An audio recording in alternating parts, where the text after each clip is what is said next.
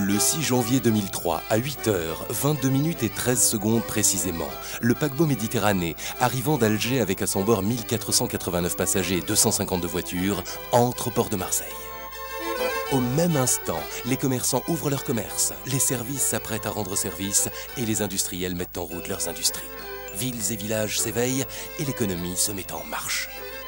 Simultanément, les 1200 agents de la Chambre de commerce et d'industrie démarrent une nouvelle journée. Ils accueillent, renseignent, forment, gèrent, conseillent, assistent et créent de nouvelles richesses. Tout semble être pour le mieux dans le meilleur des mondes économiques possibles.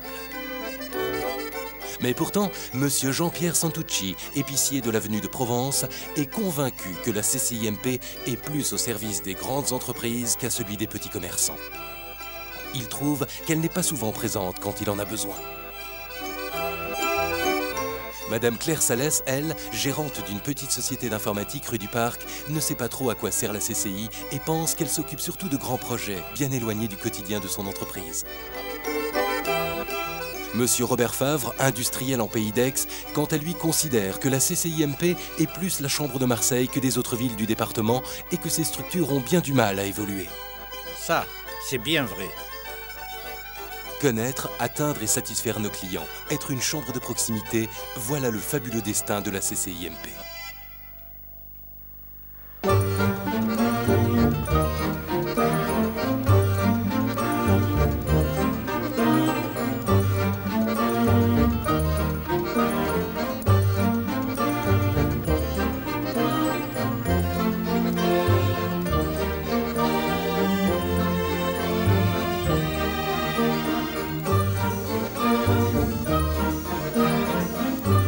Ce même 6 janvier, Amélie, une jeune fille pleine d'espoir en son avenir comme tous les jeunes de son âge, se prépare à entrer dans la vie active.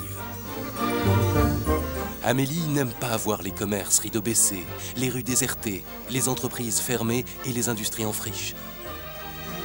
Elle n'aime pas non plus que des étudiants qui obtiennent leur diplôme ne trouvent pas tout de suite leur place dans la vie active. Mais surtout, ce qu'elle n'aime absolument pas, c'est qu'une chambre de commerce et d'industrie ne soit pas toujours à l'écoute des attentes de ses clients. Donc, est-ce que l'on peut déjà discuter, sur un plan politique, de la volonté de la Chambre, de ce que pourrait être la Chambre dans les 5 années à venir ou dans les 10 années à venir? Définir une stratégie de la Chambre à l'international tournée vers les TPE et les PME. Il s'avère bien sûr que les grandes entreprises connaissent bien la Chambre, mais les petites entreprises, encore cette défaillance de ne pas aller à la Chambre et la Chambre ne va pas vers eux. Puisque les formations initiales type chambre de commerce, type école de commerce ou école d'ingénieur étaient connues, mais après ça il y avait un énorme catalogue de formations qui était complètement méconnu. Si le commerçant, l'entreprise est considéré comme une cliente, il faut nous considérer comme des consommateurs. Et donc, il y a une réelle attente actuellement que la Chambre devienne succursaliste, au moins au niveau des commerçants, c'est-à-dire proche du terrain.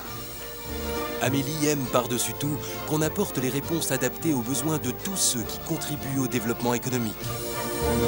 Elle aime aussi la qualité de l'accueil, le souci de l'écoute, la disponibilité, la compétence, en un mot, le contact. Et surtout, ce qu'elle aime le plus, c'est de voir son environnement économique se développer harmonieusement, se régler comme un métronome, comme une horloge ou comme les carousels, où elle aimait s'amuser avec tous ses amis au temps de son enfance.